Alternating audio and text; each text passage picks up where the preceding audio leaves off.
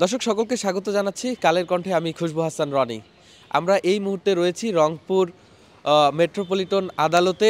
আপনারা জানেন গতকাল রাতে সাবেক সমাজ কল্যাণ মন্ত্রী নুরুজ্জামান আহমেদকে গ্রেফতার করেছে রংপুর কোতোয়ালি থানা পুলিশ এবং গ্রেফতারের পরপরই তাকে কিন্তু থানায় নিয়ে আসা হয়েছিল এবং থানায় নিয়ে আসার কিছুক্ষণ পর তার স্বাস্থ্য পরীক্ষা করার জন্য রংপুর মেডিকেল কলেজ হাসপাতালে নিয়ে যাওয়া হয়েছিল এবং সেখানে তার স্বাস্থ্য পরীক্ষার পরপরই আবার কিন্তু যে কোতোয়ালি থানা রয়েছে রংপুর মেট্রোপলিটনে সেখানে নিয়ে আসা হয় এবং আজ কিন্তু সকালে তাকে তার এই বিচারিক কার্যক্রম করার জন্য রংপুরের যে চিফ জুডিশিয়াল মেট্রোপলিটন আদালত রয়েছে সেখানে নিয়ে আসা হয় এবং সেখানে নিয়ে আসার পর মেট্রোপলিটন আমলি আদালত ৩ এর বিচারক দেবী রানী রায় তার যে বিচার কার্য সেটি কিন্তু করেছেন এবং সেখানে কিন্তু পুলিশ 15 দিনের রিমান্ড চেয়েছেন।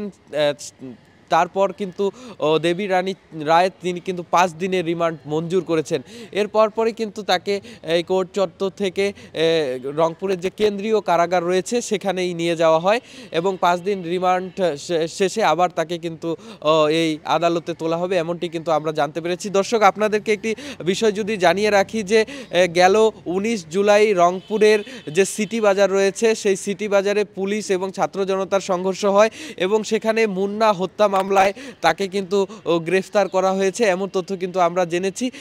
আরেকটি বিষয় যদি আমি আপনাদেরকে বলে রাখি, এই যে সাবেক সমাজ কল্যাণ মন্ত্রী রয়েছেন তিনি কিন্তু লালমনিরহাট 2 আসন আদিতমারি ও কালীগঞ্জ এই আসন থেকে পরপর 3 বার কিন্তু নির্বাচিত হয়েছেন এবং নির্বাচিত হয়ে সাবেক যে উপ সমাজ কল্যাণ প্রতিমন্ত্রী এবং সমাজ কল্যাণ মন্ত্রীও তিনি কিন্তু ছিলেন এবং তার বিরুদ্ধে কিন্তু একাধিক অভিযোগ রয়েছে এমনটি কিন্তু আমরা জানতে পেরেছি। তো আমরা এই মুহূর্তে রয়েছি এই রংপুরের যে মেট্রোপলিটন আদালত রয়েছে এখানে এবং কিছুক্ষণ আগে তার বিচার কার্য শেষ করে তাকে কিন্তু এখান থেকে যে রংপুরের যে কেন্দ্রীয় কারাগার আছে সেখানেই নিয়ে যাওয়া হয়।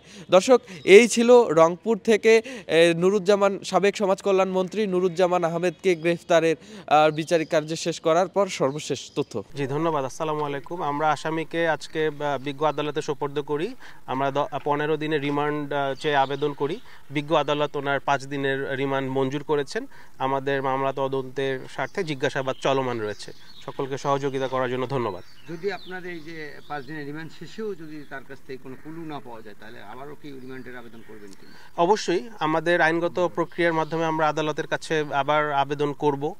অন্য যে কোনো বিষয় প্রয়োজন হলে আদালতের মাধ্যমে আমাদের তদন্ত কার্যক্রম অব্যাহত রাখব। ধন্যবাদ। আমি অতিরিক্ত উপপুলিশ কমিশনার আশিক মাহমুদ এবং মিডিয়ার দায়িত্বে আছি রংপুর মেট্রোপলিটন পুলিশ। আমি লিগ্যাল এইডের পক্ষে আমি ওনার জামিন শুনানি এবং রিমান্ড বাতিল চেয়েছি। আমি সাবেক সমাজ কল্যাণ মন্ত্রীর পক্ষে এবং লিগ্যাল এইডের পক্ষে একজন আইনজীবী হিসেবে ওনার জামিন শুনানি এবং রিমান্ড বাতিল চেয়েছি। তো বিজ্ঞ আদালত 5 দিনের রিমান্ড মঞ্জুর করছে এবং জামিনটা বাতিল করছে। আমি ওনাকে নির্দোষ দাবি করেই জামিনটা শুনানি করেছি। উনি নির্দোষ। উনি যেহেতু আমাদের এই রংপুরের না, উনি লালমনিরহাটের। তো আমি মনে করি যে উনি নির্দোষ। উনি একজন বয়স্ক মানুষ। যেহেতু উনি একজন বয়স্ক মানুষ, উনি এসব মিছিল মিটিংয়ে ছিল না, সেই হিসাবেই আমি নির্দোষ মনে করি। আর ঘটনা আমাদের রংপুরে, উনি লালমনিরহাটে। এমন কোনো সিসিটিভি ফুটেজ বা এমন কোনো প্রমাণ দেখাইতে পারবে না যে উনি এটার মধ্যে জড়িত ছিল। ওনাকে সম্পূর্ণ রাজনৈতিকভাবেই এই মোকদ্দমায় ওনাকে আসামি করা হয়েছে।